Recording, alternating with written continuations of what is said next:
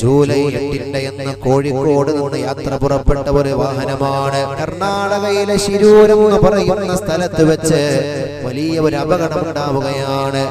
6 metre പൊക്കത്തിൽ തന്റെ വാഹനത്തിന്റെ മുകൾ ഭാഗത്ത് മണ്ണിടിഞ്ഞു വീണു. മരണപ്പെട്ടു പോയോ, എന്താണ് അവസ്ഥ എന്ന് ആർക്കും അറിയില്ല. കുടുംബക്കാര് കാത്തിരിക്കുകയാണ്, ആ പ്രിയപ്പെട്ട മാതാവ് കാത്തിരിക്കുകയാണ്. എന്റെ മകൻ തിരിച്ചു വരും എന്ന പ്രതീക്ഷയോടെ ആ കുടുംബം ഇങ്ങനെ കാത്തിരിക്കുകയാണ്.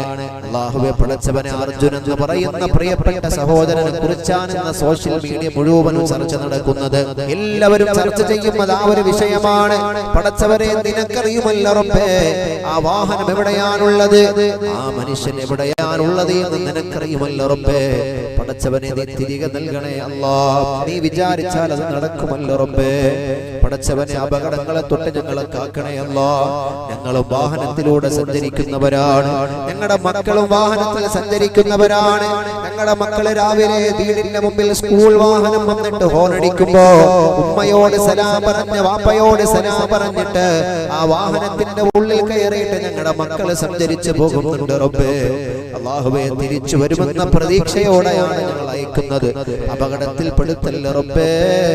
അപകട മരണങ്ങളെ തൊട്ട് കാക്കണേ അല്ലാഹ്. മോശമായ വാർത്തകളെ തൊട്ട് നീ കാക്കണേ അല്ലാഹ്.